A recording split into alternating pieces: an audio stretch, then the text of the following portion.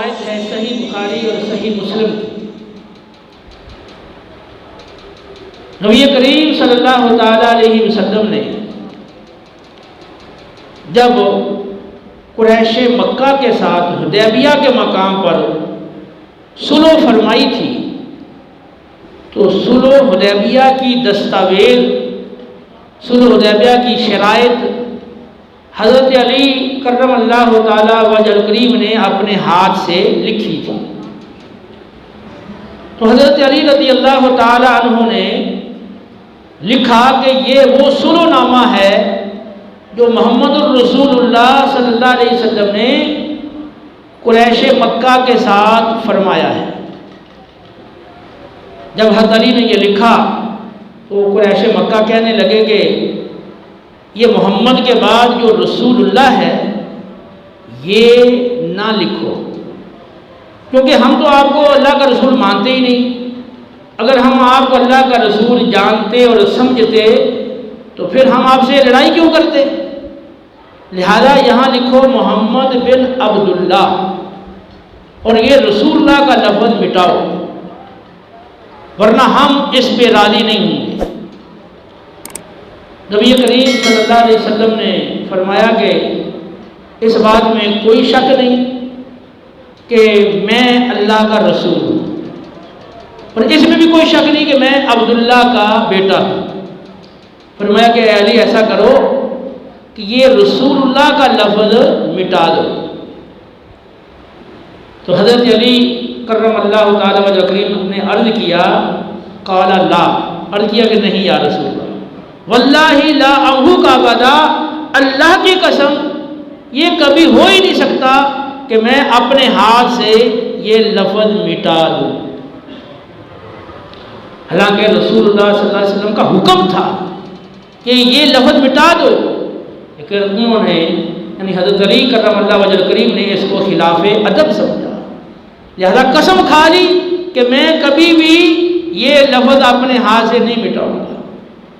پھر رسول اللہ صلی اللہ علیہ وسلم نے خود وہ اپنے ہاتھ سے پکڑا اور آپ نے اپنے دست مبارک سے وہ لفظ مٹایا اور اس کی جگہ محمد بن عبداللہ لکھوایا۔ یہ کمال درجے کا ادب تھا کہ نبی کریم علیہ السلام کا حکم بھی ہے اور معروف مقولہ ہے کہ الامر فوق الادب، کہ امر ادب پر فوقیت رکھتا ہے، لیکن حضرت علی کرم اللہ وجہ الکریم نے امر پر ادب کو فوقیت دی، ادب کو زیادہ مقدم سمجھا۔ جیسا کہ میں نے گزشتہ درس میں سیدنا ابوبکر صدیق رضی اللہ تعالیٰ عنہ کے حوالہ سے صحیح بخاری کی حدیث بیان کی تھی کہ نبی کریم علیہ السلام نے انہیں مصلی امامت پہ ٹھہرنے کا حکم دے دیا تھا، اس کے باوجود بھی مصلی امامت پہ وہ نہیں ٹھہرے تھے، بلکہ ادب کی وجہ سے، آپ کی تعلیم کی وجہ سے مصلی امامت چھوڑ کے پیچھے آ گئے تھے اور عرض کیا تھا یا رسول اللہ ابو قحافہ کے بیٹے کے یہ لائق نہیں، میری یہ جرأت نہیں ہو سکتی کہ آپ کی موجودگی میں میں آپ کے آگے کھڑا ہوں۔ یہ کمال درجے کا ادب تھا جو حضرت علی کرم اللہ تعالیٰ وجہ نے اس موقع پر اس کا اظہار کیا۔ صحیح بخاری کی روایت ہے کہ ایک بار حضرت عمر فاروق رضی اللہ تعالیٰ عنہ مسجد نبوی کے اندر تشریف فرما تھے تو قریب ہی کچھ فاصلے پر دو آدمی آپس میں اونچی آواز میں باتیں کر رہے تھے۔ تو سیدنا عمر فاروق رضی اللہ تعالیٰ عنہ نے جب اونچی آواز سے انہیں باتیں کرتے دیکھا تو صاحب بن یزید جو وہاں موجود تھے ایک چھوٹے سے کنکر کے ذریعے انہیں متوجہ کیا۔ جب وہ قریب آئے اور پوچھا کہ کیا حکم ہے تو فرمایا کہ یہ دو آدمی جو اونچی اونچی باتیں کر رہے ہیں ان کو پکڑ کے میرے پاس لے آؤ۔ چنانچہ صاحب بن یزید گئے اور ان دونوں آدمیوں کو لے کر آپ کے پاس حاضر ہو گئے۔